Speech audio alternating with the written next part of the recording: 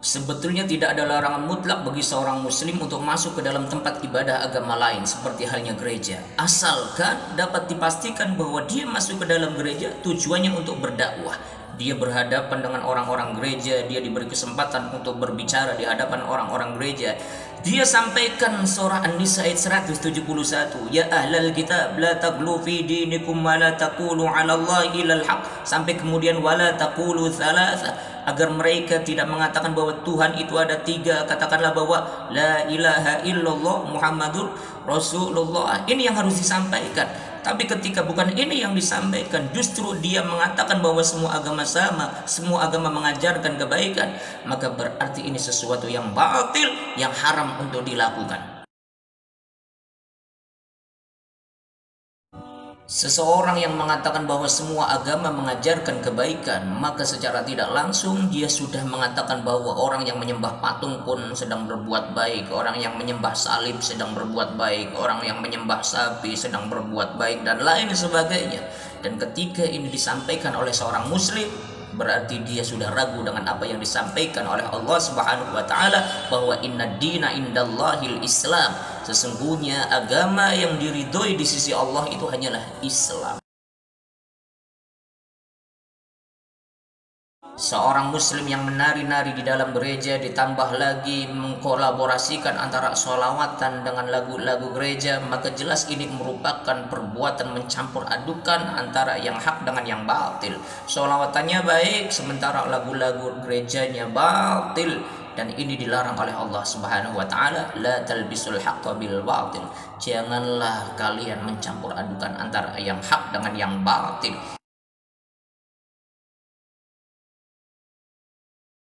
Seorang muslim seharusnya kita mempunyai keyakinan yang mantap terhadap Al-Quranul Karim dan Sunnah Nabi Allah Muhammad Shallallahu Alaihi Wasallam, sehingga ketika ada satu amalan yang batil, amalan yang mungkar yang dilakukan oleh seseorang, sekalipun dia adalah tokoh kita, sekalipun dia adalah guru kita, ketika itu bertentangan dengan Al-Quranul Karim, maka kita harus mengedepankan Al-Quran, mengedepankan syariat Islam. Sebab apa? Sebab syariat Islam itulah yang harus dijadikan sebagai rujukan utama. Jangan sampai ayuhal ikhwah kita menyesal di yaumil qiyamah karena kita lebih memilih untuk memprioritaskan tokoh-tokoh kita, guru-guru kita, pembesar-pembesar kita daripada Al-Qur'anul Karim, daripada Allah dan Rasul sallallahu alaihi wasallam.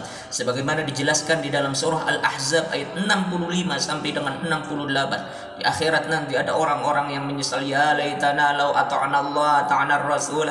Ya Allah, seandainya saja dulu kami taat kepada Allah, taat kepada Rasul, kami tidak akan seperti ini. Akan tetapi ata'ana sadatana, justru kami di dunia taat kepada sayyid-sayyid kami wa kubaroana, dan pembesar-pembesar kami, tokoh-tokoh kami, kirain benar, qadallu nasabila, ternyata mereka telah menyesatkan kami. Inilah penyesalan yang tidak akan bisa kemudian dirubah kembali oleh manusia, karena pada saat itu sudah terlambat semuanya. Silakan kita mau ngaji kepada ulama siapapun, kiai siapapun, ustadz siapapun, akan tetapi kita harus mempunyai perhatian khusus dengan Al-Quran, dengan apa yang sudah disampaikan oleh Allah Subhanahu wa taala dan Rasulnya. Ketika guru kita, ketika tokoh kita menyampaikan sesuatu yang sudah jelas-jelas bertentangan dengan Al-Quran, bertentangan dengan syariat Islam, masa iya kita harus ikut-ikutan? Jelas ini yang disebut dengan taklid buta.